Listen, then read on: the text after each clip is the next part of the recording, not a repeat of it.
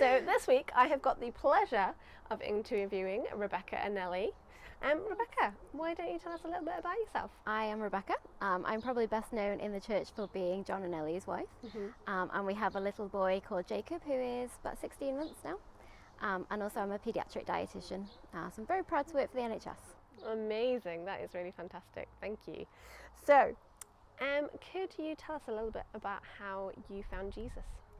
Yeah, so I was brought up in a non-Christian family. And I'd kind of been a couple of times to like kids groups with our friend, but like I didn't enjoy it, and sort of I was never pushed to do it because obviously my family weren't really into it. So kind of went a couple of times, but not again. But I don't know. I think in the back of my mind, I feel like I'd always thought that there was a God. I think it never really made sense to me that everything just exists. It doesn't really make any sense in my head. So I always kind of thought there maybe was something there, but never really pressed on to find it.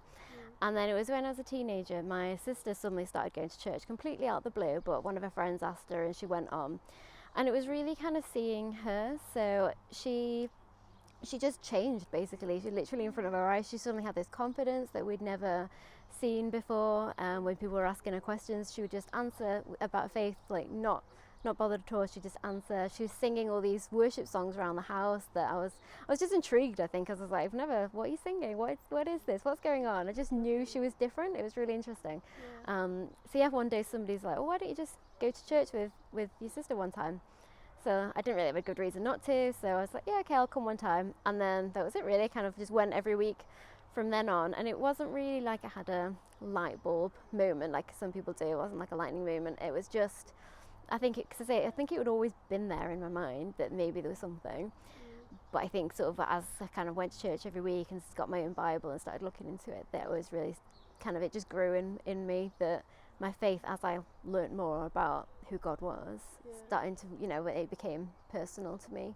Oh, thank you, Rebecca, that's really great. Could you tell us a little bit about how your faith affects your life now? It's tricky really at work. So I work for NHS. Anybody that works for NHS or any kind of government thing, you have to be so careful obviously about your faith. You can't just start talking to people about it. So it's a bit tricky. I guess it's more for me kind of personally when I see things. So obviously you do see some pretty horrible things at work, and for me personally to know that there is a God, there is just a bit of hope there when you see some horrible things, and I see some amazing miracles as well. So it is, I think just for me personally to understand that is kind of supportive for me from my kind of mental health point of view. When you see horrible things, it's nice knowing that. And it is tricky, the swings and roundabouts. You do have the other side of going, why is this happening? And I don't have the answers to all of those questions about suffering, but I'm still ongoing thinking about that. But equally, I think it's when you start to, the more you know about the body and physiology, the more you start to question, there's no way that this could just happen. It's so complicated. Every tiny little thing in the body, every little system is so complicated that you think partly how can that happen by accident, and then partly it's amazing people aren't getting more sick than they are, because there's so many different intricate things. So that's kind of from work, and then I suppose from kind of home life, I suppose it's just influences your decisions when you're sort of planning things, is trying to ask God where you think you should go with your life. And when we sort of started a family, kind of praying to God and asking for that and knowing that He was with us whatever happened with that.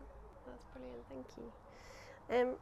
Now obviously both of us have become mothers during a pandemic, which is super fun. Obviously, we've had to kind of, have babies when there's not been an awful lot of support out there.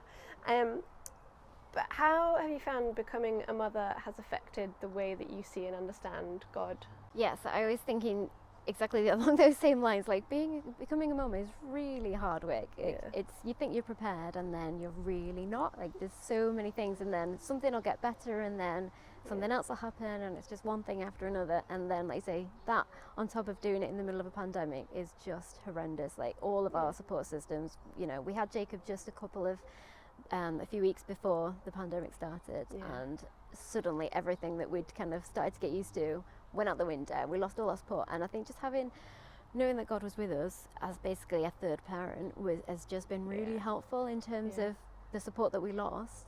we were never really on our own. That we always knew that God was with us, that every time we've been struggling and we've asked so many questions, so many times we've been like, I just don't know what I'm doing. I don't know what I'm doing. Like, do you know what you're doing? No, I don't know what I'm doing either. And just having that kind of, check-in with God, I think I suppose in terms of how much I've trusted God has probably increased since having a baby, because you can't rely on yourself anymore because you just don't know what you're doing.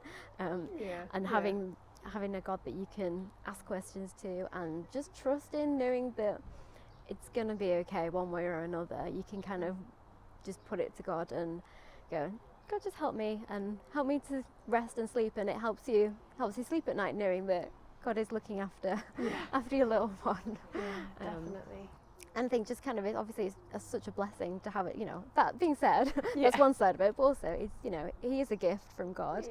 And that is, we prayed for a child, we got a child, and he's such a gift, and he's just a daily reminder that God is really good to us. Yeah, definitely. And you are doing a fantastic job. Like, it's not easy at any time becoming a parent, and especially when, the support systems are all kind of pulled out from under you. And I think you are doing amazingly, and Jacob is a lovely little boy. So well done. It doesn't feel like that every day, but oh no, it never does. But, it's the overall picture rather than the day to day, I think. Yes, and no, he's lovely. So you're doing really well.